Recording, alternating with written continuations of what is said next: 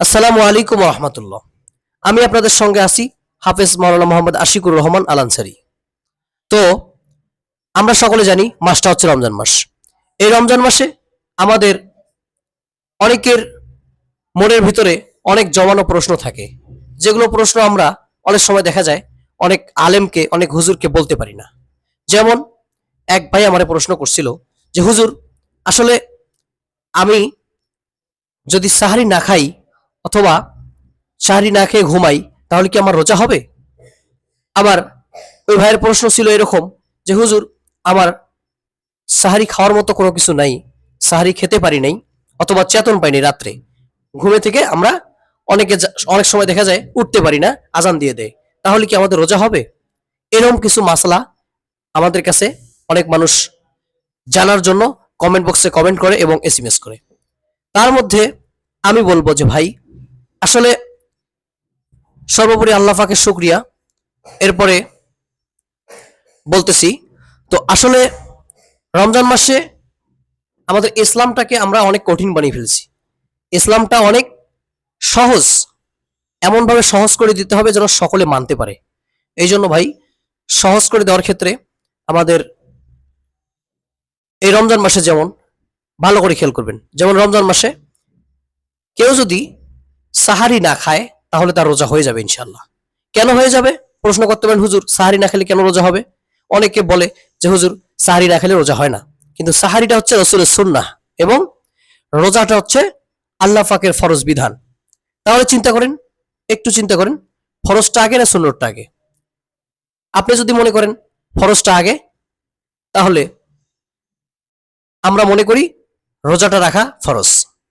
কেননা এই রোজা হচ্ছে আল্লাহ পাকের বিধান এবং সুন্নাত হচ্ছে, যেমন সাহারি এটা হচ্ছে রসুলের সুন্নাত, এটা রসুলের।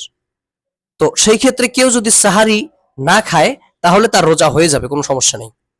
আবার দেখা গেল কেউ যদি রাত 12টার সময় উঠে সাহারি খায় তাহলে তার কোনো সমস্যা হবে না, তবে রোজা হয়ে যাবে। কিন্তু সাহারির যে একটা মূল সময়টা হচ্ছে, রসুল সাল্লাল্লাহু আলাইহি সাল্লাম বলছে যে তোমরা আজানের কিছুক্ষণ আগ মুহূর্তে তোমরা সাহারি খাও, এটা রসুলের সুন্নত। সে সুন্নতটা হয়তো সে আদায় করতে পারলো না, অথবা রসুল সাল্লাল্লাহু আলাইহি সাল্লাম আরেক হাদিসে বলেন যে তোমরা একটা খোরমা অথবা একটা খেজুর দিয়ে হলো অথবা এক গ্লাস পানি দিয়ে হলো সাহারি করো। এই জন্য ভাই, আমাদের সাহারিটা সুন্নত। কেননা আমরা চেষ্টা করব এক গ্লাস পানি দিয়ে হলো সাহারিটা করার জন্য, কোনো অজুহাত নাই। যদিও রোজা হয়ে যাবে, কিন্তু সুন্নত থেকে আমরা কেন গাফেল থাকবো? এই জন্য আমরা সকলে চেষ্টা করব এই সুন্নতটা আদায় করার, যেন আমাদের এই সুন্নতটা ছুটে না যায়। তো এরপরে আরেক ব্যক্তি প্রশ্ন করছে যে হুজুর, আমার রমজান মাসে আমি ভুলে খেয়ে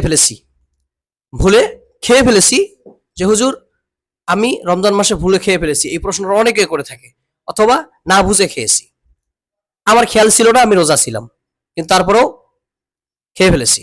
তো এখন আমার কি রোজা হবে? আসলে ভাই, কেউ যদি ইচ্ছাকৃতভাবে খায়, ইচ্ছাকৃতভাবে পান করে, তাহলে তার রোজাটা হয়ে নষ্ট হয়ে যাবে। আজ যদি কেউ অনিচ্ছাকৃতভাবে খায়, বোঝে নাই অথবা খেয়াল ছিল না, হ্যাঁ, আমরা তো মানুষ, আমাদের অনেক সময় ভুল হতেই পারে, স্বাভাবিক। তাহলে আপনি যদি খাবার খান, যতটুকু খাবার খাইতে আপনার মনে পড়ে গেছে যে আমি রোজা, অতটুকু খাবার খাওয়ার পরে আপনি কুলি করে ফেলাই দেবেন, ইনশাআল্লাহ আপনার রোজা হয়ে যাবে। এরপরে আবার অনেকে প্রশ্ন করে, হুজুর রমজান মাসে কি সুগন্ধি ব্যবহার করা যাবে? আসলে সুগন্ধি জাতীয় জিনিস রমজান মাসে ব্যবহার না করাই উত্তম, তবে রোজা ভাঙবে না, রোজাটা মাকরু হয়ে যায়, দুর্বল হয়ে যায়। এজন্য আমরা সকলে সতর্ক থাকবো ইনশাআল্লাহ। আরেকটা প্রশ্ন অনেকে করে, হুজুর আমরা ছোট বাচ্চা কোলে নেই, হ্যাঁ, সে ছোট বাচ্চার গালে মুখে চুমো খাই, তো সেই ক্ষেত্রে কি আমাদের রোজার সমস্যা হবে? হ্যাঁ, রোজা মাকরু তাহরিমা হতে পারে। সেই ক্ষেত্রে আমরা সকলে চেষ্টা করব ছোট বাচ্চা থেকে নিয়ে শুরু করে যাদেরকে আমরা আদর করি, স্নেহ করি, তাদের মুখে গালে চুমুন না দেওয়ার জন্য।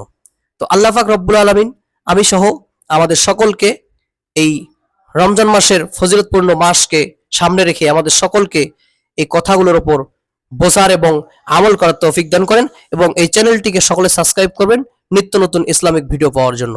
সকলে ভালো থাকবেন। আসসালামু আলাইকুম ওয়া রাহমাতুল্লাহি ওয়া বারাকাতুহু।